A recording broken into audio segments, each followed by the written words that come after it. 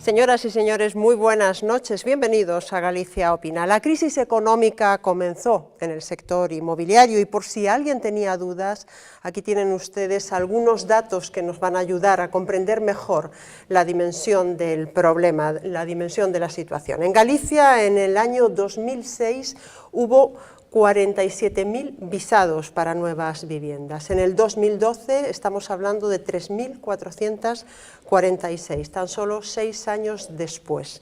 Y por último, un segundo dato revelador, el 15% de los municipios tuvo 0 visados en el año 2012.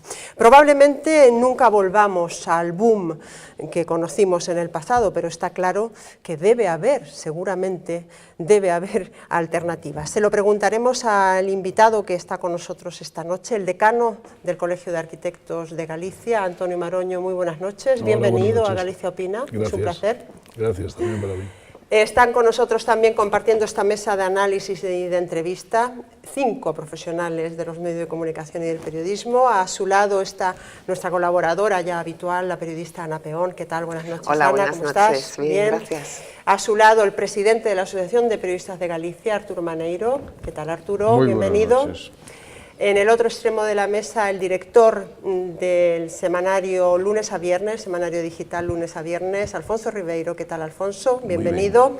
A su lado, un colaborador también de este programa, Pepe Castro. ¿Qué tal, Pepe? Hola, buenas noches. buenas noches. Y finalmente, nuestra también colaboradora ya habitual, comentarista política y económica, María Méndez. ¿Cómo estás, María? Buenas noches. Bárbaro. ¿Qué tal? Gracias. Antonio Maroño es coruñés, allí estudió arquitectura, ha trabajado usted como un profesional libre, como docente y lleva muchos años vinculado también al sector público. Es, de hecho, usted arquitecto de la Ciudad de la Cultura, si mal no lo tengo entendido. Soy arquitecto de la Fundación Ciudad de la Cultura desde hace 12 años. Muy bien. Señor Maroño, la semana pasada se aprobó en el Congreso en Madrid una nueva ley de costas que permite legalizar pues, unas 12.500 viviendas, más o menos, rebajando el dominio público marítimo de 100 a 20 metros. ¿Cómo valora esta nueva reforma el sector, el colegio? El sector y el colegio no tiene todavía una valoración oficial de una ley que todavía no está publicada en el BOE. Sí es la que viene a actualizar, aunque en Galicia tenemos el Plan de Ordenación del Litoral desde el 2011, a una ley que desde el 88, pues en algunos casos tenía un límite de concesiones públicas en ese dominio público de 30 años, con lo cual estaban para terminar en el 2018. Y lo que hace es abrir la posibilidad de que algunas de estas concesiones pues, se prolonguen en el tiempo. Además, más que legalizar situaciones de un fuera de ordenación que antes estaban, yo creo que viene aparte de reducir esa banda de dominio de protección, en lo que nos afecta en Galicia fundamentalmente y con lo que tenemos problema con la ley de costas, la conciencia de todos, pues son los pueblos en beiramar, ¿no? Tenemos la costa de Bretaña es infinita, decía Mandelbrot con aquello de los fractales, ¿no? La costa de Galicia es tan infinita como la de Bretaña y tenemos una implantación de población litoral muy importante, ¿no? Entonces esas medidas de protección del litoral a nivel estatal parecen concebidas para proteger grandes zonas de costa libres y no están tan pensadas a lo mejor para lugares como Galicia, donde sí nosotros tenemos nuestro propio ordenamiento y recoge la situación de esas villas marineras en las que sí se entiende que no puede haber grandes implantaciones que destrocen trozos de costa, pero nosotros ya estamos asentados en ese territorio. Es decir, que la ordenación de esas localidades que están ya recogidas en sus propios planeamientos municipales, pues yo creo que ya la situación de protección, de clasificación, de ordenación de esas localidades no se van a ver distorsionadas porque se cambie esta ley de costas estatal. Volvamos a los datos que dábamos al principio, haciendo a lo mejor una cifra global, estamos hablando de una reducción de casi el 90%. Del 90%, ¿no? En visados, Brutal, ¿no? visados de nueva vivienda, de proyectos de nuevos proyectos de viviendas. ¿Vamos a volver al boom que hubo en el 2006 o en el 2008? ¿O eso es imposible? Jugando a vaticinios y adivinos, yo creo que todos pensamos que no. A lo mejor tampoco pensábamos ninguno que se produjera aquello pues 15 años antes, ¿no? Creo que esa fue una situación pues producto de varios factores que es muy complicado que se vuelva a dar, ¿no? De todas formas, en lo que afecta al sector de construcción en general, es una parte de la construcción, ¿no? Es una parte muy importante. En lo que afecta al público en general, pues ha habido mucha construcción de viviendas. Los porcentajes entre unas comunidades y otras sobre el peso de las segundas viviendas, las primeras viviendas, los porcentajes de viviendas vacías que conocemos también desde hace unas semanas, pues parecen alarmantes en algunas partes de Galicia. Pero yo creo que eso va a ir cambiando según cambie también el resto del contexto económico. Para nosotros como corporación profesional, el proyecto de nuevas viviendas era una parte importante del trabajo, pero hay muchas otras partes, muchas otras facetas de trabajo. La rehabilitación parece que es el camino que se intenta fomentar y que es el camino que nos queda, ¿no? Pero además de la rehabilitación, hay también, aunque ha cambiado mucho el panorama en los últimos 20 años, todos recordamos, pues, no sé, Vigo hace 20 años, donde tú tenías en el centro de la ciudad descampados con huertas y bares que estaban muy bien, ¿no? Y podías comer allí en medio de los árboles. Y eso en esas zonas ahora están ya totalmente urbanizadas. Pero sí, creo que el camino de trabajo es la regeneración más que la rehabilitación, ¿no? Va a haber zonas tanto de los edificios y el mantenimiento de esos edificios como zonas de la ciudad donde haya que regenerar partes, ¿no? Y te hacemos también una broma ligera, ¿no? Ponga un arquitecto en su vida, realmente para los arquitectos hay un montón de campos de trabajo, además de proyectar nuevas viviendas, ¿no? En ese aspecto de rehabilitación, de abrir una salida, ¿no? En la rehabilitación, ¿hay suficientes ayudas públicas en este momento? Las hubo muchísimas, ¿no? En una época, pero imagino que eso está recortado. Hubo muchas ayudas en una época, igual que, bueno, yo creo que en general el patrocinio, la protección que desde el sector público se daba a muchas actividades, y en concreto eso, la rehabilitación, y en el caso concreto de Galicia, además coincidiendo también en un momento en el tiempo en el que hay necesidades puntuales porque se acometen de repente, pues no sé, actuaciones de regeneración que antes no se habían acometido, ¿no? El caso, pues aquí en Santiago donde estamos, ¿no? Las actuaciones de intervención en el casco a partir de la protección de ese casco, de que fuese patrimonio de la humanidad, de que exista un consorcio en el que intervienen, pues también la Xunta y el Concello junto al Ministerio, ¿no? Que ayuda a aunar una intervención, pues casi, no digo de golpe, porque fue con intervenciones pequeñas y cuidadas, pero eso también es difícil que se vuelva a producir, ¿no? Ahora ya estás con realidades que no son las que había hace 20 años. Las ayudas a los particulares siempre nos van a parecer insuficientes, ¿no? Y a cada sector supongo que también, ¿no? De hecho, pues se ve, ¿no? Cada asociación profesional como la nuestra o cada clúster de empresas o cada representante de un sector determinado pues intenta que a su sector se le ayude. Está claro que hay necesidades no tanto de ayudas directas como si las hubo, pues programas de infravivienda rural, ¿no? Donde realmente había financiaciones al 100%, pero lo de xuros financiados para diferentes intervenciones seguirá habiéndolo supongo, pero estamos todos sufriendo recortes que yo confío en que sean temporales también, ¿no? En una parte. Ojalá. Si le parece, abrimos un turno de pregunta a mis compañeros. María, ¿quieres comenzar? Sí, señor Maroño, parece que la disciplina urbanística en Galicia sigue o ha sido la gran asignatura pendiente. Sin embargo, con el establecimiento de planes generales de ordenaciones urbanas por los ayuntamientos, esta situación vino, digamos, a ser mucho peor, o vino a mitigarla, o se reorganizó en alguna medida. A ver,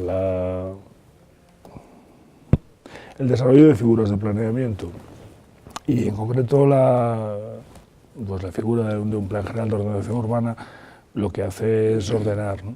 Ordenar en el sentido más amplio. La disciplina tiene que llevarse desde las administraciones. Las situaciones fuera de ordenación pues suponen que hay una ordenación de la que quedas fuera. Y pues bueno, y antes de haber esa ordenación, ¿cómo estaba? Pues el que iba a facendo y el empezar a cada uno a intentar manejarse en los límites de lo legal, pues es una tentación constante. En el caso de las construcciones, pues también, ¿no? Lo que pasa es que tenemos un sector muy regulado, donde las administraciones, hasta las locales más pequeñas, son muy conscientes de que esa disciplina incluso se vigila pues, por organismos supramunicipales, ¿no? Y yo creo que, vamos, se nota muchísimo. Llevo trabajando desde el 93, ¿no? Son 20 años, me parece que fue anteayer, y al final son muchísimos años, nos pasan a todos.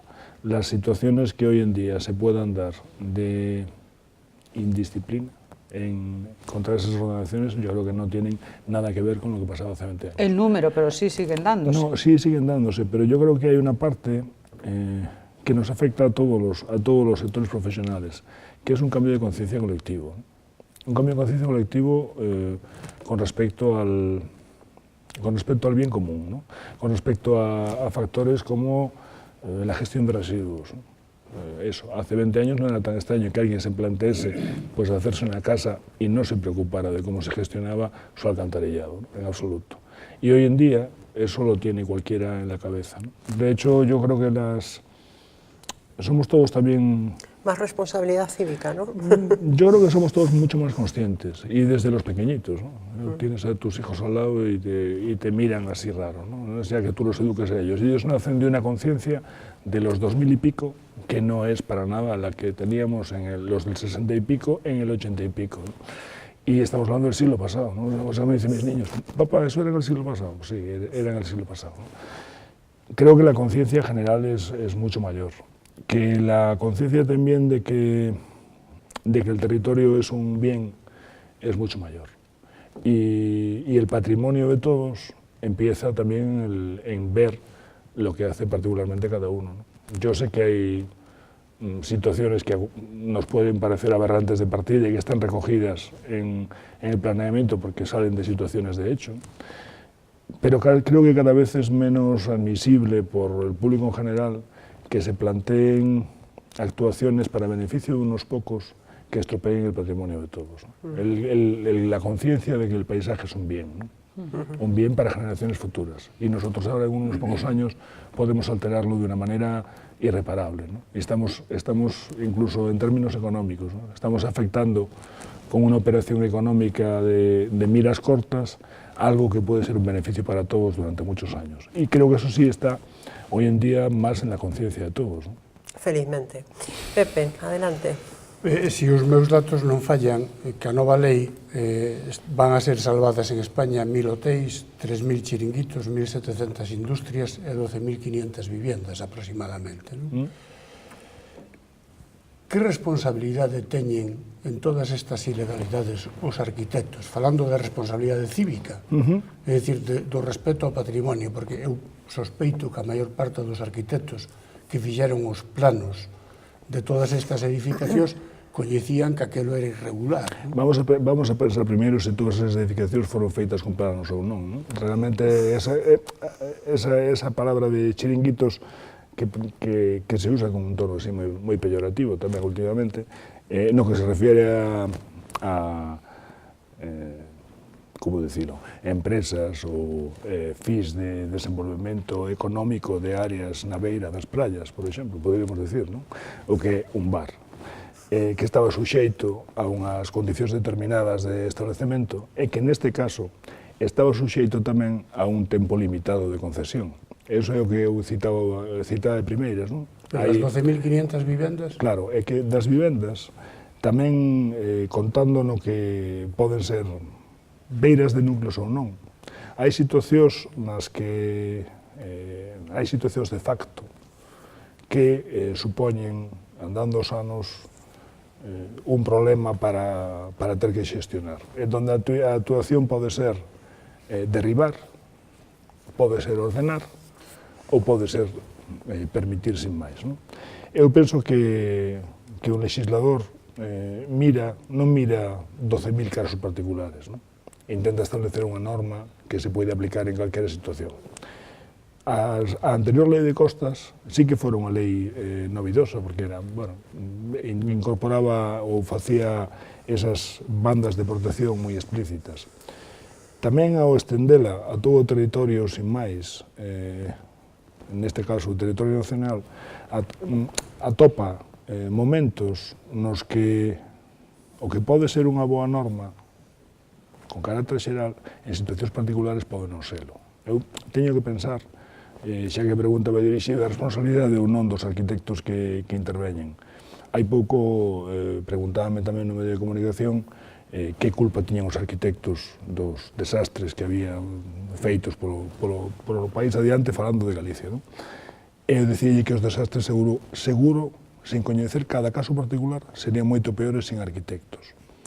Porque existe polo menos unha figura que ten que ter na súa preparación e na súa conciencia de que é o que se debe facer máis formación que o cliente que ten en cada caso.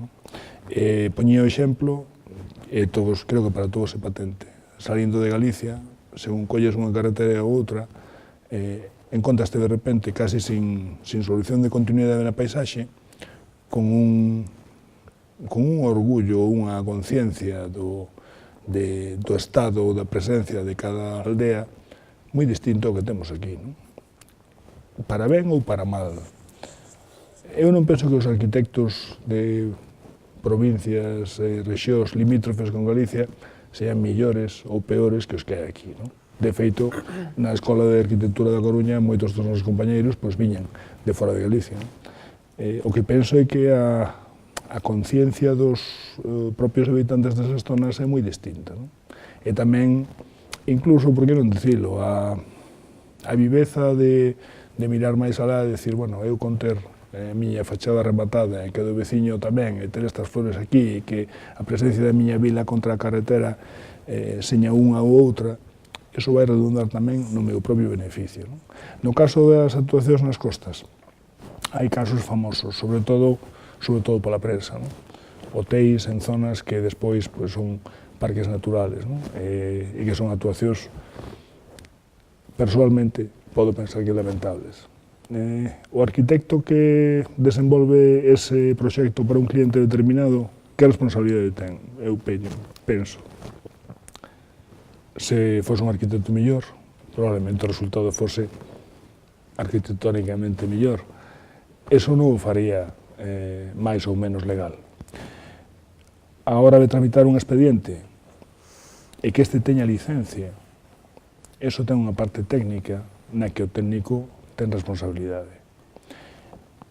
Se mañán a min, hoxe non teño estudio há moitos anos, como dixeche antes, me veñen a pedir que faga un proxecto dun rañaceos no medio do Obradoiro, eu podrei advertir ao cliente que é moi difícil que chegue a ter licencia municipal e que se poida facer, pero podolle desenvolver un traballo como diseñeme vostede este rañaceos no medio do Obradoiro, perfectamente, e advertirlle, isto non vai poder construir, pero se vostede o que quere é saber canto lle costaría, ou como sería, ou que pinta tería, ou chegar a ter un 3D da pinta que tería eso. Non é só facer os proxectos, continuar ca dirección da obra. Eso é outra cosa. Aí estás en outra cosa, estás actuando ilegalmente. Están falando, por exemplo, da responsabilidade dos notarios a hora dos Exactamente préstamos igual. hipotecarios. Exactamente igual, sí. Que de non informar ben ao cliente, pero o arquitecto tamén tiña que informar ben Seguramente... e non. disuadirlo incluso de levar a cabo esa construcción. Seguramente. Sabemos se iso foi así? Sabemos, claro, sabemos se esas vivendas legais tuveron... No, eu non o podo saber, porque se hai 12.000 en toda España, por suposto, supoño que algunha delas incluso pues, sería feita antes de estar en o exercicio profesional. Despois tamén coincide que, aínda representando hoxe aquí aos arquitectos de Galicia, levo un mes e 2 días como decano dos arquitectos, é dicir, que ata hai un mes e 2 días tiña información que podía ter calquera profesional aquí, non? Pero teño que pensar que entre as vivendas tamén podía perfectamente haber vivendas sin dirección de obra de arquitecto ou con dirección de obra de aparellador, porque non? Ou con ninguna dirección de obra. Ou directamente, eu teño un amigo que vive salindo de aquí, acabou vivindo en Almería, nunha casiña que mercou e cando iba a mercar, chamoume, dixeme, oye, mira, Antonio, que esta casa é ilegal. Ostras, é mala a comprar. Sí, bueno, a comprar porque está a un precio, entonces podo amañareo e tal. Pero, oye, como é que é ilegal? No, é que toda a urbanización alrededor é ilegal. Pero, como é que é ilegal? Sí, porque foi produto dunha estafa urbanística dos anos 70. Pero que vas facer aí, non? Mira, pois vou a comprar porque é barata, e vou a amañar, e vou vivir aquí, e a ver que podo facer. Bueno, eso, como é unha zona suficientemente grande, suficientemente pegada a unha cidade, acabou incorporada ao planeamento, recollida dentro do planeamento, e ora é unha vivenda legal. Para este home foi estupendo, realmente aquilo é unha zona que está moi bonita, non? Bárbaro. Supón un atentado contra a paisaxe? A actuación del particularmente? Eu penso que non. A actuación do estafador de 30 anos atrás? Seguramente sí. A realidade fixo que despois houbera pois, discotecas, naves industriais, arredor deso mismo, e que realmente a zona na que vive este home sea o millor que ten esa parte? Eu penso que sí tamén, non? Non pode saber de partida cales son as actuacións que se fixeron nun momento dado. O que sí teño claro, vale para arquitectos con casas ou para mecánicos autorizados con automóviles, que a intervención dun técnico con formación sempre vai facer que a realidade sea millor. Bueno, Alfonso. Sí, eu quería lle facer 3 preguntas, pero que están interrelacionadas. En primeiro lugar, si me podría decir cantos arquitectos, si teñen cuantificado o número de arquitectos que están traballando fora de arquitectos galegos que están traballando fora de España, non? Debido a dificilísima situación. En segundo lugar, que lle diría vostede a unha persoa que este estudiando ahora mismo a carreira de arquitectura, é dicir, que perspectivas hai, ou alguén que teña pensado facelo? En terceiro, si non cree que vostede é un pouco ousado por chegar agora ao colexio profesional nun momento que está moi complicado o sector, pero que, ademais, está moi complicada a situación do propio colexio, non? A situación económica, non? Sí, realmente é unha pregunta que podía contestarse coa campaña electoral das eleccións do Colexio de Arquitectos facilmente, sí, non vou facer unha autocita, non? Pero realmente si hai pouco tuvemos estas eleccións e concurrimos en primeiras 6 candidaturas e despois 5 á Xunta de Goberno de Canato. Penso que foi a vez na historia do Colexio desde o ano 73 que había máis candidaturas nun momento que o mellor é máis difícil, que tamén é significativo, non? Que a xente está disposta a facer e a axudar. Hai 3 meses eu non contaba con, nin pensaba en presentarme para decano, non? E agora estou aquí como decano do COAG. Como te atreves? Pois como en todas as cousas, non? Mira, estás con un grupo de amigos, hai que facer algo, como facelo, pois, oye, vamos a presentarnos. Quen se presenta? Bueno, xa falaremos que é o que hai que facer, non? Que está pasando. Supoño que nos outros casos prácticamente foi algo parecido, non? Con que ten relación eso? Con o momento do Colexio de Arquitectos, que a vocación que tiñamos todos, eu penso que non é de esconder que a arquitectura é unha... Bueno, cando non decide facer arquitectura, pois non é, non sei que facer na miña vida, vou facer arquitecto. Normalmente non? Tes outras ganas de facelo. É unha conversa que nos últimos tempos tamén escoitei bastantes veces alrededor, non? Os propios arquitectos xa non queren que os seus fillos estudien arquitectura. Eu penso que non tanto que estudien arquitectura como que vexan que é moi difícil que cheguen a traballar pois como aquel arquitecto demiurgo, príncipe dos inxenios que controlaba de todo, e entonces podía facer calquer cousa, e os proxectos na súa integridade podía desenvolver unha sola persona, que ademais iba a mandar sobre o futuro da vida da xente, que é unha cosa que casi como tengo un poder, podo facer, que se poña aquí 3 peldaños, pois toda a vida, hasta dentro de 50 anos, alguén vai tropezar nestes peldaños, ou se vai acordar de min, ou mira, cando pase alguén por aquí, por aquela esquina, vai ver aquela luz dunha ventana estreita, e iso vai nos facer parar, e a primeira hora da mañán, pois vai mirar, oye, mira, veñen as nubes por ali, hoxe chove, cousas desas que podes pensar a hora de facer un proxecto. Eu penso que eso sigue valendo a pena estudialo.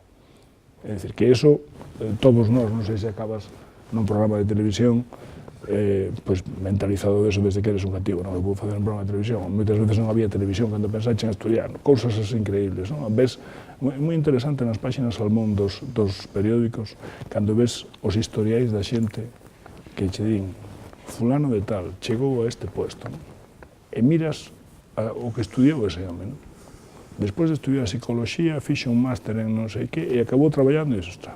Este tío, como chegou a estar ali? Por eso vostede anima que... No, pero eso penso que estudiar arquitectura sigue estando moi ben, porque sigue sendo das poucas cousas, eu sempre digo que son de letras, non? Pode ser de letras estudiar unha cousa de ciencias, en España, non en outro lado, non? Ou pode ser puramente de ciencias, acabar estudiando arquitectura e acabar estudiando estética. É algo que che dá un abano de posibilidades moi grande, non? Moi grande, para traballar despois, para mirar a vida con ollos de arquitecto. E iso sigue sendo recomendable. Sigue sendo recomendable sempre. Despois, primeira parte da pregunta, ¿Cuántos años? atrás cara adiante. Sí. Por eso falaba de conforme falamos estas 5 candidaturas nas eleccións, nós tiñamos un punto que, aparte da situación do colexio como corporación e dos problemas económicos e da organización do colexio, da estrutura que temos montada en Galicia en concreto, que tampouco é moi distinta da que hai en outras partes.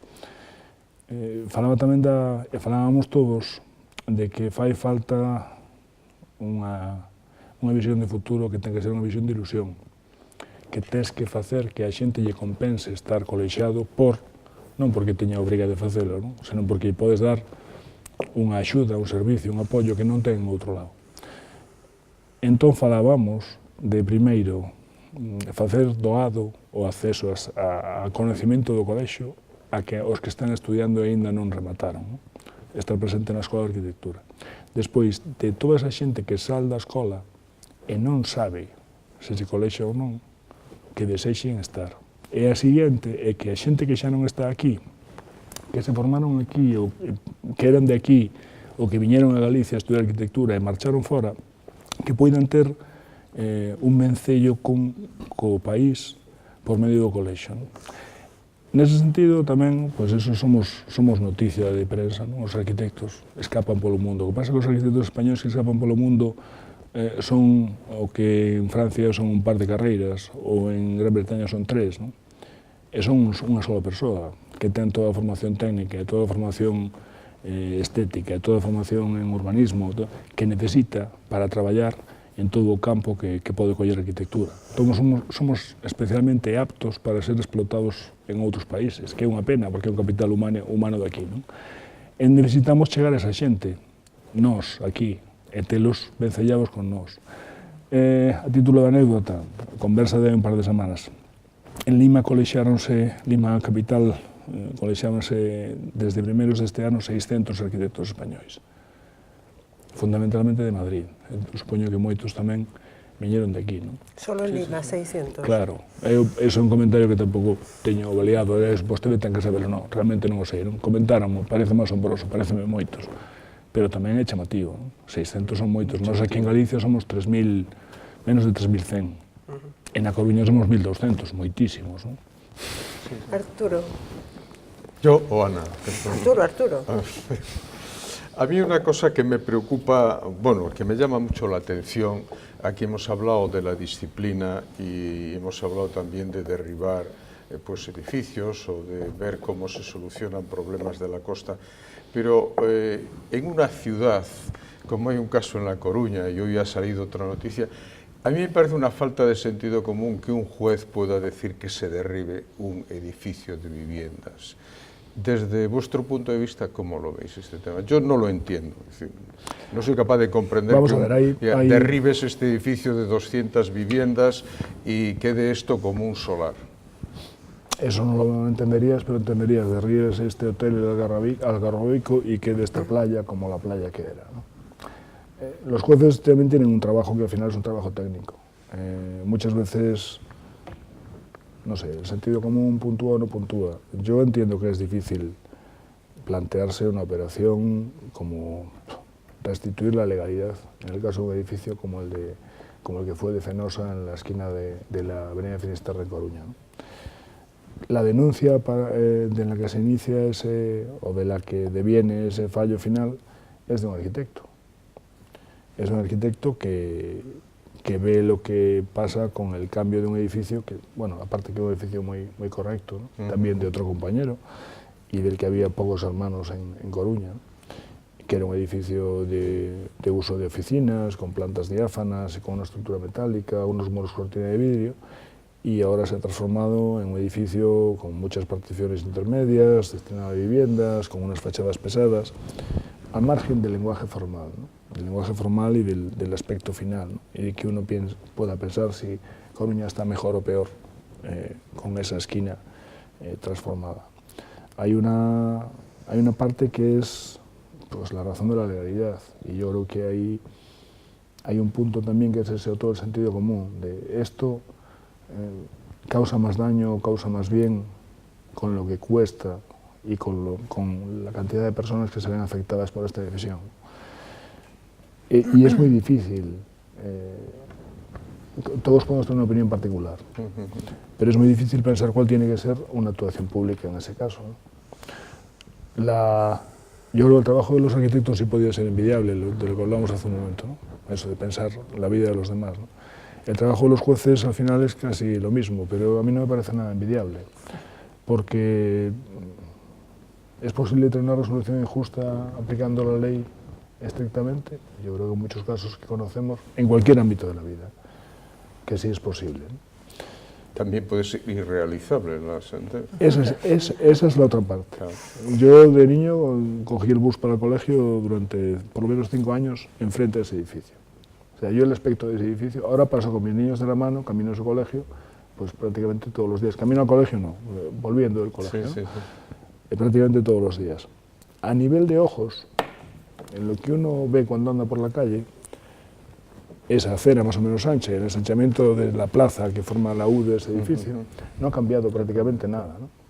Hay unos locales comerciales, hay una tienda de vuelos a un lado, hay un banco al otro, hay portales, antes no, estaba la entrada corporativa de Fenosa.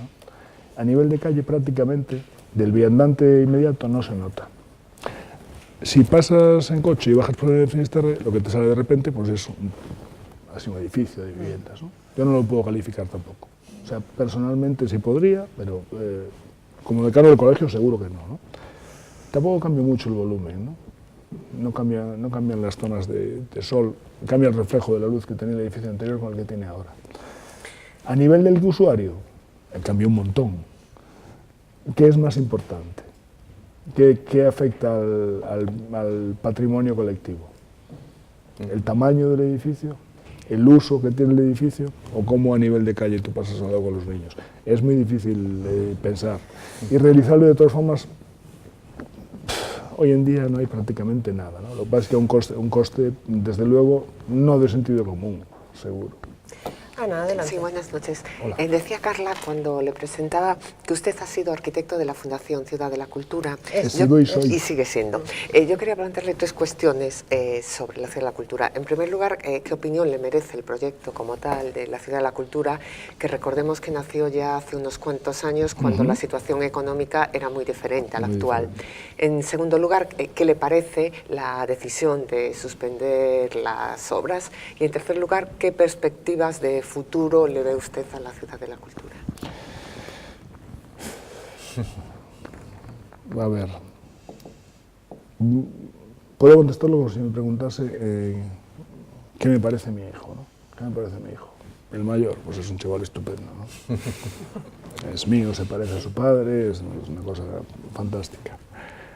Ese proyecto no es mío, yo llevo trabajando ahí desde la semana antes de que se empezaran las obras. Y he visto cambiar el monte, un monte del que no era consciente de todo el uso que tenía por parte del público en Santiago hasta que se empezaron aquellas obras, ¿no? De repente empezaba a aparecer gente que solía pasear por allí. Había un señor que seguía trayendo las vacas y le fuimos dejando hueco para que lo hiciera mientras estaban todas las excavadoras por en medio.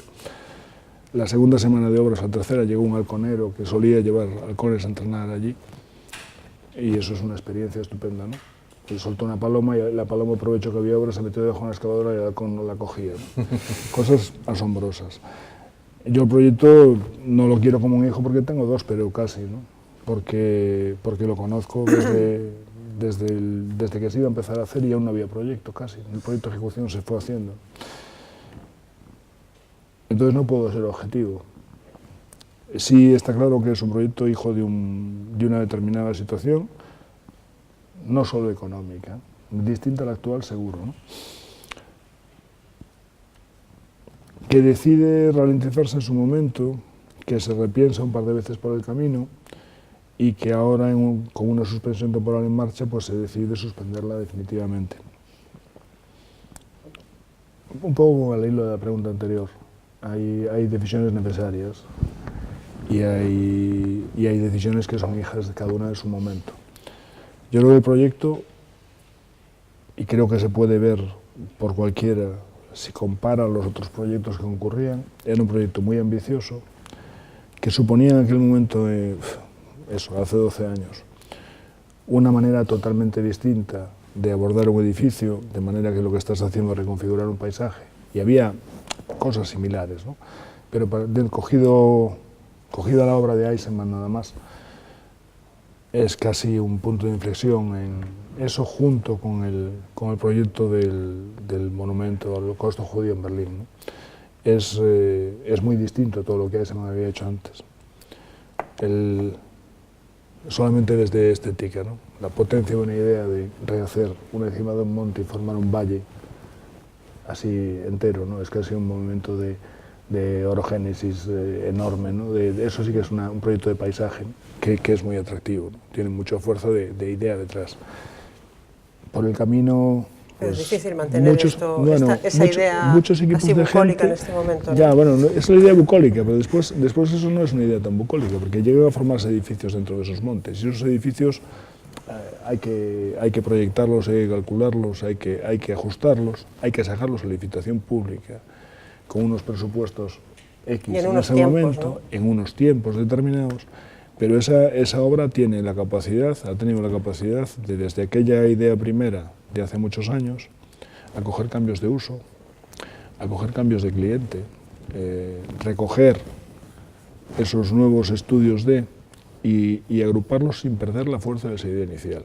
¿Usted no cree que ha perdido la fuerza inicial con la paralización? Yo creo que la fuerza de la idea inicial, ese movimiento casi que puede hacer un niño con un cubo de arena, sigue estando ahí y sigue estando a la vista. No tanto si uno está entrando en la Ciudad de la Cultura desde los lados y se encuentra con dos solares, uno medio construir o una parte en estructura y otro no, ¿no? Sin embargo, si se ve desde aquí, o si se ve desde el norte, o si se ve desde el sur, lo que uno ve es que la Ciudad de la Cultura está totalmente integrada en ese conjunto de colinas, ¿no? Que va desde el noreste al suroeste, ¿no? Y parece una más, ¿no? Y parece parte del territorio. Nos preguntábamos antes de, perdone que le interrumpa, preguntábamos antes de entrar en el programa qué iba a pasar con estos agujeros que van a quedar. Sí, es una buena pregunta. ¿Usted también se la hace? Vamos. Yo tengo que pensar yo o cualquiera que pase por allí se puede imaginar una situación distinta. Yo creo que ahora mismo también se puede uno plantear qué sería con un edificio ocupando uno de esos agujeros, ¿no?